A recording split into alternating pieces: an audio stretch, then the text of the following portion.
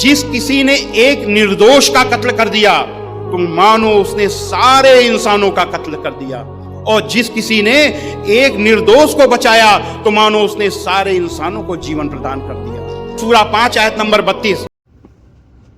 अस्सलामुअलैकुम वरहमतुल्लाहि वबरकातुहू। शहर हैदराबाद में मैं और आप और दुनिया देख रही है, हर रोज़ कत्ल व गारतगिरी का सिलसिला जारी व सारी है, कम होने का वो नाम नहीं ले रहा है। इसकी बुनियादी वजह क्या है मालूम आपको?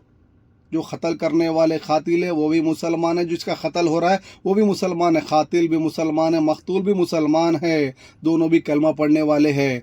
याद रखना, इसकी बुनियादी वजह यह है कि जो क़त्ल करने के लिए हथियार उठाते हैं उनके दिल में अल्लाह का डर नहीं है, उनको अल्लाह का जो आर्डर आया हुआ क़ातिलों के बारे में उसका उनको इल्म नहीं है। प्यारे नबी सल्लल्लाहु अलैहि वसल्लम के जो वईद आई हुए अहादीस आए हुए क़त्ल करने वाले क़ातिलों को जो इन्फॉर्मेशन अल्लाह और रसूल ने दी उसका उनको इल्म नहीं है, उससे वो बेखबर। और हिंदुस्तान के कानून का भी उनके दिमाग में और दिल में डर नहीं है, इसीलिए वो कत्ल और गारतगिरी का सिलसिला जारी व सारी कर रहे हैं वो हर रोज़।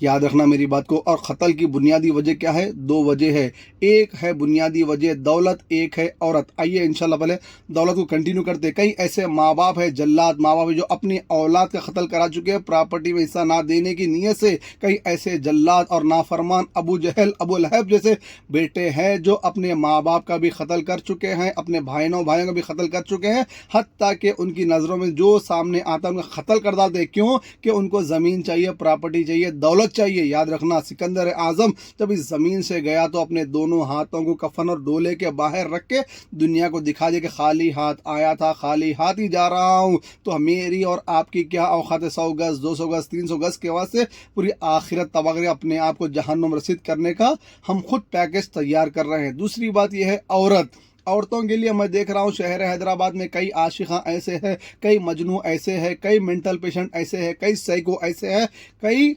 रांझे ऐसे हैं जो हीर के खातिर क्या कर रहे हैं? कत्ल कर रहे हैं। कत्ल एक इंसान का नहीं, जिस माँ ने पेट में रख के पैदा किया उस माँ का भी कत्ल कर रहे हो, जिस बाप ने अपने बच्चे को जवान किया उस बाप का भी कत्ल कर रहे हो, जो मासूम बच्चों का बाप है उस बच्चों का भी कत्ल कर रहे हो, जो हमारी जवान बहनों के शोहर है जो कत्ल कर रहे हो किसी इंसान का उस बहन का भी तुम कत्ल कर रहे हो। कातिलो, डरो अल्लाह से, डरो मुल्क के कानून से।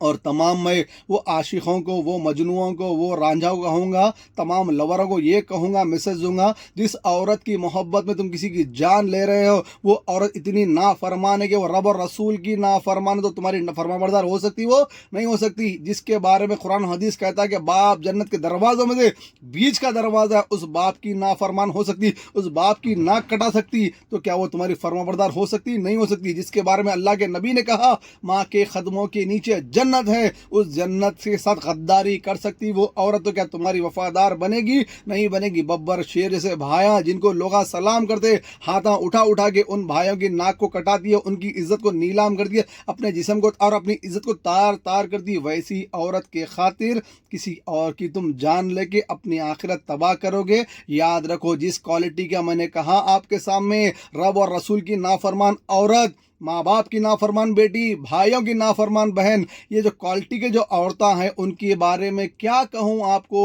वो रब और रसूल के वफादार नहीं हो सकते तो आशिकों के, मजनुओं के, रांझा के, ये लवरों के वफादार नहीं हो सकते। लिहाजा ऐसी गंदी औरतों के लिए जिनकी कीमत स्टार्ट होती है 30 रुपये से और ख़त्म होती है 300 में, इनकी वैल्यू ख़त्म हो जाती है, वैसी औरतों की खातिर किसी की जान मत लो, अपने आप को जहन्नुम का मुस्तहिक मत बनाओ, अपने आप को कातिल और मुजरिम का सर्टिफिकेट स्टिकर अपने ऊपर मत लगाओ। डरो अल्लाह से, डरो खबर के अजाब से, डरो अल्लाह की पकड़ से, डरो इस मुल्क के कानून से, डरो मासूमों की, यतीमों की, बुजुर्गों की, बेवाओं की बद्दुआओं से डरो।